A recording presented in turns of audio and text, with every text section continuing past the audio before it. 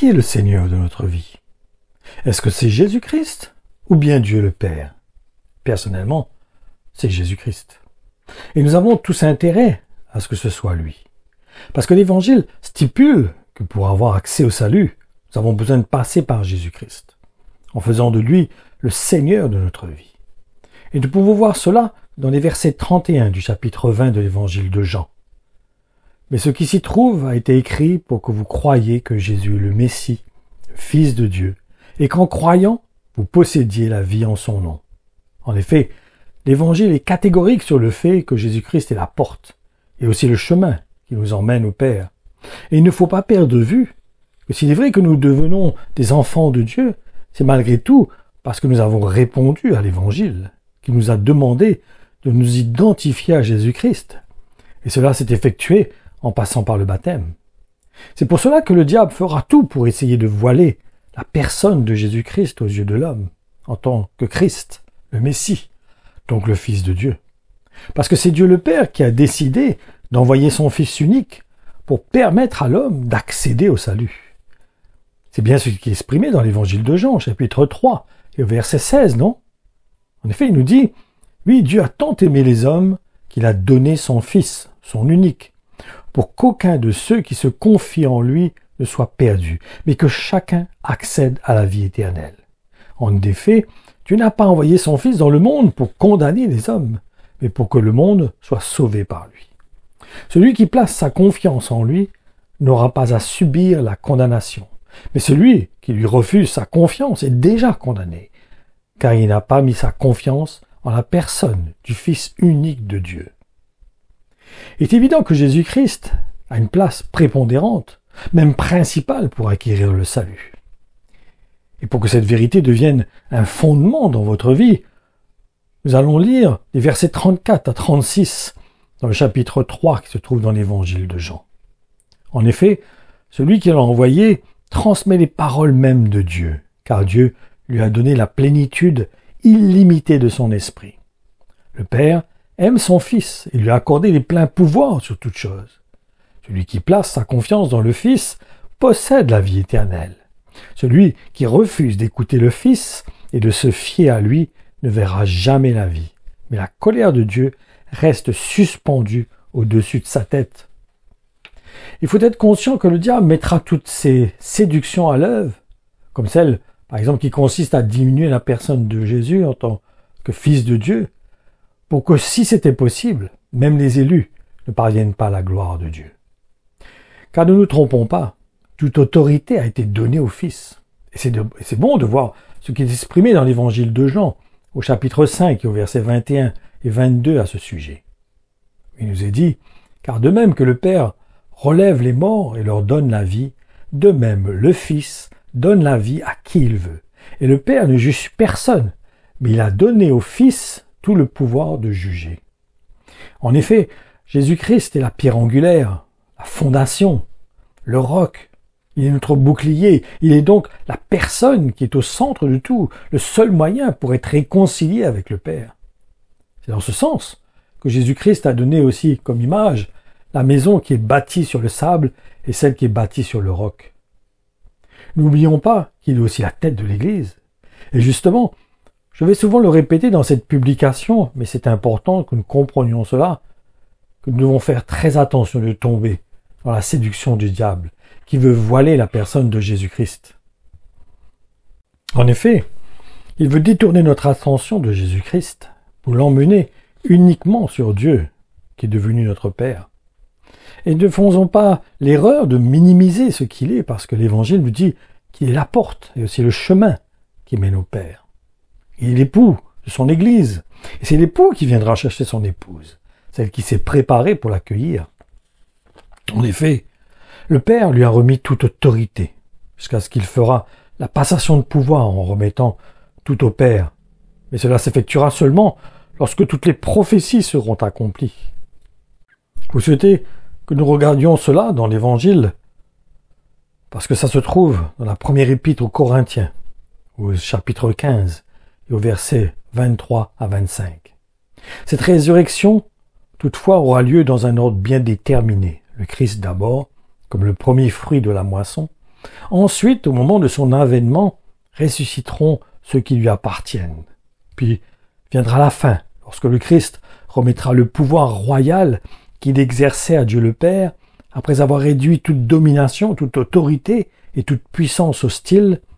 Il faut en effet qu'il garde ce pouvoir jusqu'à ce que Dieu ait placé tous ses ennemis sous ses pieds. Jésus-Christ a fait une remarque dans l'évangile de Luc au chapitre 18 et au verset 8. Et je vous encourage à vraiment le considérer. Parce qu'il nous est dit, « Moi je vous dis que c'est par une intervention soudaine qu'il défendra leurs droits. Seulement, lorsque le Fils de l'homme reviendra, trouvera-t-il encore sur la terre des hommes qui ont confiance en lui ?» Cela nous montre que c'est Jésus-Christ la pièce maîtresse. Et nous pourrons constater la véracité de ce que je vous dis dans les versets 12 à 15 du chapitre 1 dans l'évangile de Jean, où il est dit « Quelques-uns cependant l'ont accueilli, ils ont cru en lui, ils ont placé leur confiance dans ce qu'il était. À tout cela, il a accordé le privilège de devenir enfants de Dieu. Peu importe leur race et leur sang, puisque ce n'est pas par une naissance naturelle qu'ils le sont devenus, sous l'impulsion d'un désir instinctif ou par une initiative d'homme. C'est Dieu lui-même qui les a fait naître. Le Fils, expression de Dieu, s'est incarné, il est devenu homme et a vécu parmi nous. Oui, nous avons contemplé sa splendeur glorieuse, une splendeur que seul le Fils unique envoyé par son Père pouvait posséder.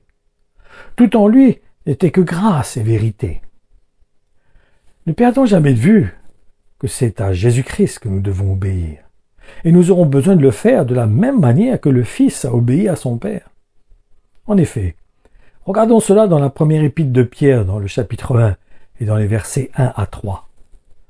Pierre, apôtre de Jésus-Christ, salue tous ceux que Dieu a choisis et qui vivent en étrangers, dispersés à travers les provinces du Pont, de la Galatie, de la Cappadoce, de l'Asie, de la Bithynie. Dieu le Père vous a choisi parce qu'il vous connaissait déjà d'avance.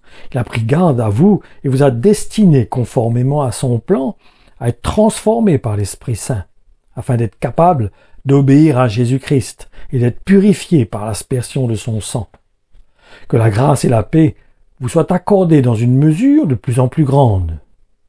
Loué soit Dieu, le Père de notre Seigneur Jésus-Christ. Dans son amour sans limite, il a eu compassion de nous et nous a fait naître à une vie nouvelle, en nous associant à la résurrection de Jésus-Christ d'entre les morts, pour nous donner une espérance vivante. Et il y a un point sur lequel nous devons vraiment veiller. C'est sur les moyens que le diable met en place pour égarer le monde. En effet, il essaie même d'influencer le peuple de Dieu afin de les emmener à ne pas dépendre totalement de Jésus-Christ. Parce que n'oublions pas, le diable se déguise en ange de lumière. J'aimerais pour cela que nous puissions lire le verset 20 du chapitre 5 des Éphésiens, qui nous montre que c'est dans la condition que nous avons Jésus-Christ comme Seigneur sur notre vie que nous pouvons accéder au Père. Ou que ce soit, à tout moment et pour toute chose, apporter à Dieu le Père l'hommage de votre reconnaissance au nom de notre Seigneur Jésus-Christ. Il faut absolument que nous puissions comprendre ce qui motive le diable, en faisant tout pour diminuer l'importance de Jésus en tant que le Fils de Dieu. C'est parce qu'il sait que Jésus est le seul moyen qui ait été donné pour acquérir le salut. C'est en fait comme s'il était en compétition avec le Fils de Dieu, comme s'il le considérait comme l'homme à abattre, son ennemi. Il faut savoir que lorsqu'il nous éloigne de Jésus-Christ, il nous éloigne aussi de Dieu. Et lorsqu'il nous touche, il touche aussi la prunelle de Dieu.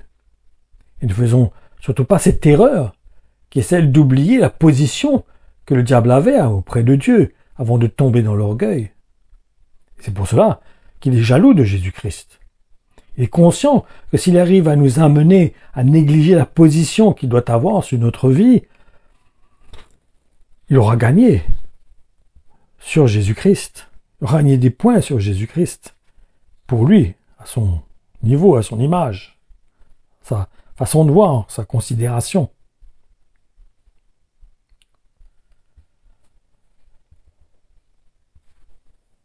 J'espère aussi que vous êtes conscient que la sanctification est possible seulement qu'à la condition d'être un en Jésus-Christ. Et l'Évangile nous dit que sans la sanctification, personne ne pourra voir le Seigneur. En effet, c'est ce que nous voyons dans l'Évangile de Matthieu, dans le chapitre 16 et au verset 24 et 25. Il nous est dit, puis parlant à tous ses disciples, Jésus ajouta, « Si quelqu'un veut être mon disciple et marcher avec moi, qu'il renonce à tous ses droits sur lui-même, qu'il se charge de sa croix et qu'il marche sur les traces de mes pas. En effet, celui qui est préoccupé de sauver sa vie ici-bas perdra sa vie véritable. Mais celui qui acceptera de perdre sa vie ici-bas, par amour pour moi, trouvera la vraie vie. » Vous comprenez mieux maintenant pourquoi le diable veut emmener le peuple de Dieu à minimiser la position du Fils de Dieu. Il y a un autre point dont nous devons prendre conscience, celui qui consiste à reconnaître que ce n'est pas la tâche du Père de conduire ses enfants. En effet, il a confié cette responsabilité à son Fils. En effet, qui est notre berger? C'est bien Jésus-Christ. Ce n'est pas le Père. On est bien d'accord. Et il est évident qu'il n'y a pas plusieurs évangiles. C'est pour cela que nous avons besoin de nous appliquer à le transmettre de la même manière que l'ont fait les premiers apôtres, sans rien ajouter ni retirer. Lisons pour cela l'avertissement qui se trouve dans la lettre aux Galates, au chapitre 1 et au verset 7 et 9. Comme s'il pouvait y avoir un autre évangile. Non, il n'en existe pas d'autre. Mais certains sèment la confusion parmi vous et cherchent à vous troubler. Ils tordent le sens de l'évangile du Christ au point de lui faire dire le contraire. Eh bien, si jamais quelqu'un venait vous apporter sous le nom d'évangile un message différent de ce que nous avons prêché, qu'il tombe sous le coup du châtiment divin.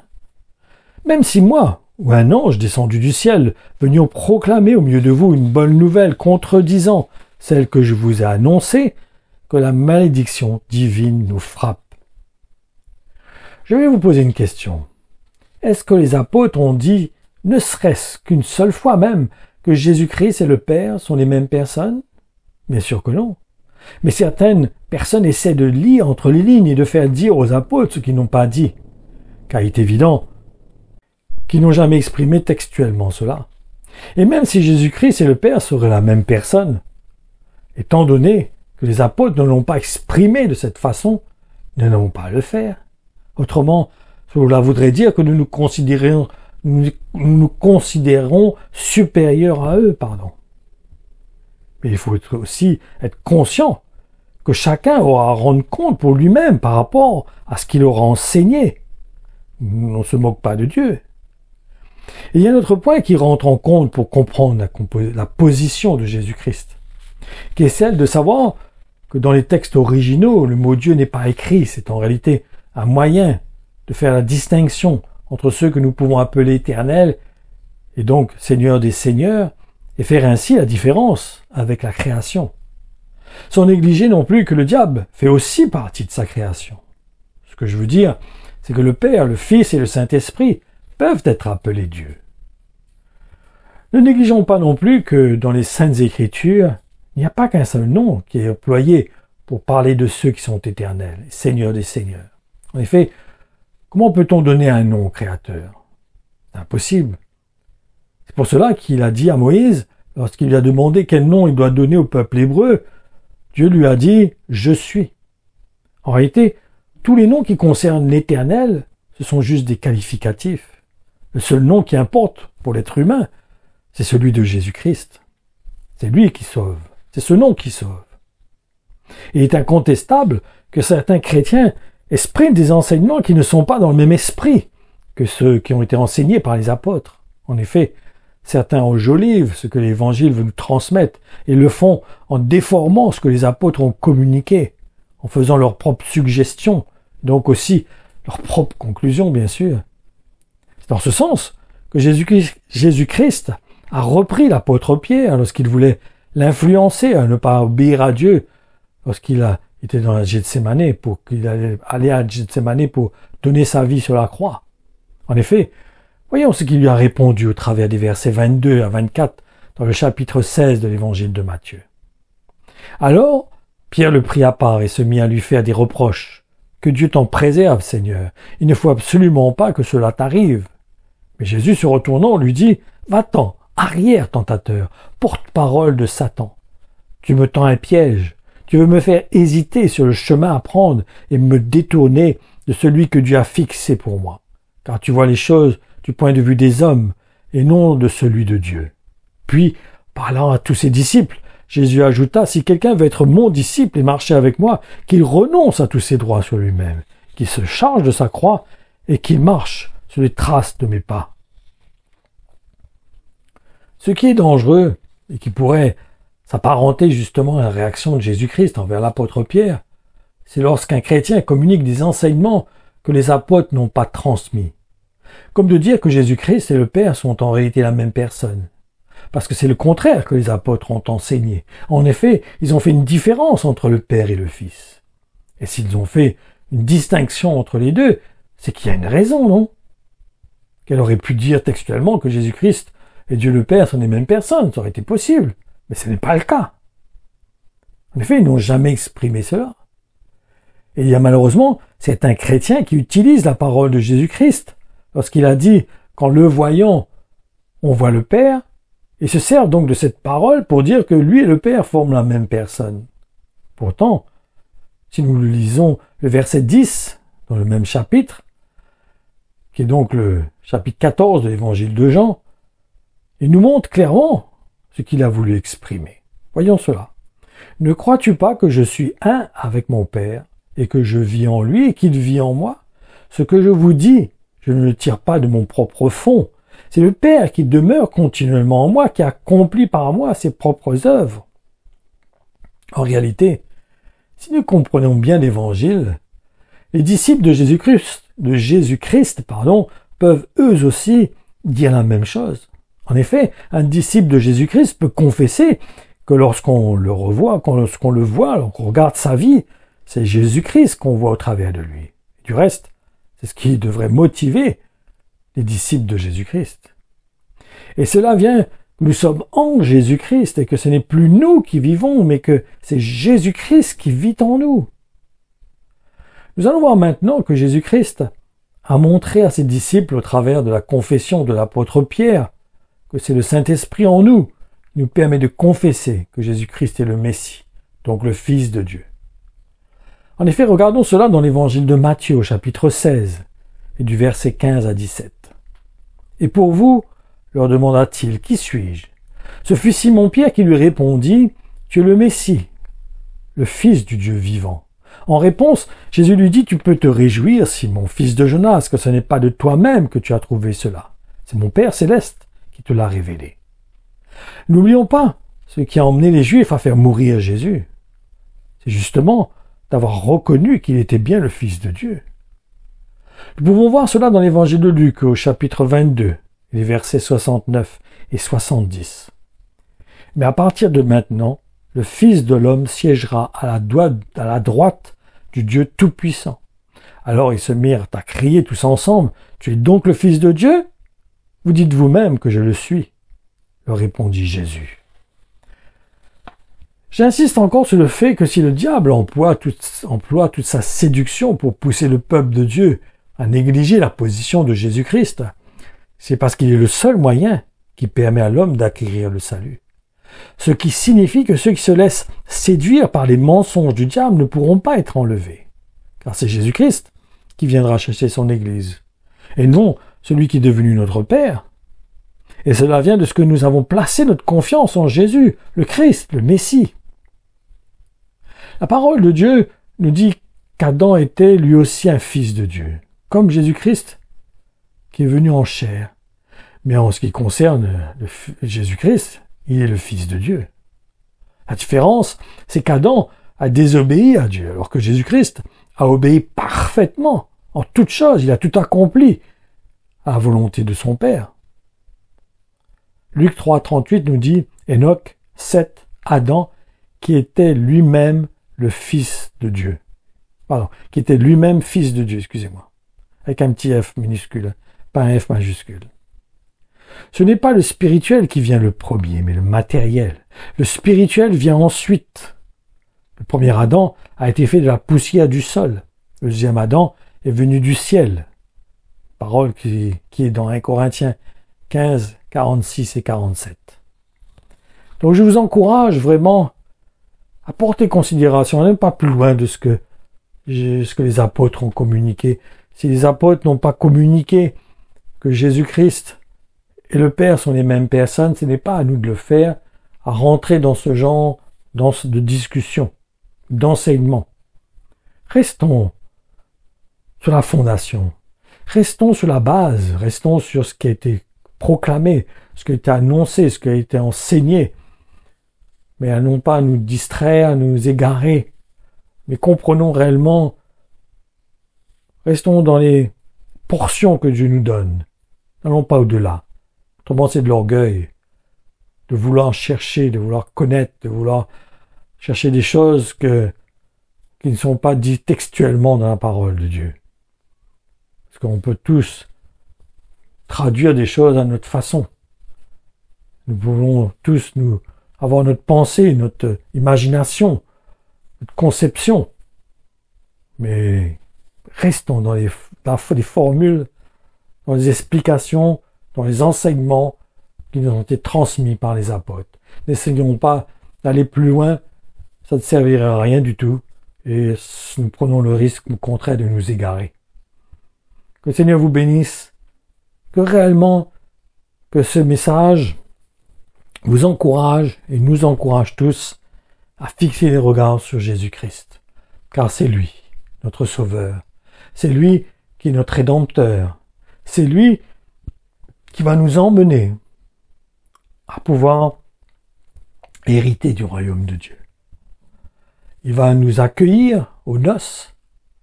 C'est lui l'époux, c'est lui le marié qui va nous accueillir au repas des noces. Il va nous servir à table.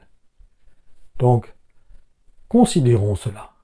Autrement, nous prenons quelque part le risque de ne pas être enlevés avec Jésus-Christ. Donc, ce serait dommage. Donc, n'allons pas plus loin que ce que les apôtres enseignent. Soyez bénis.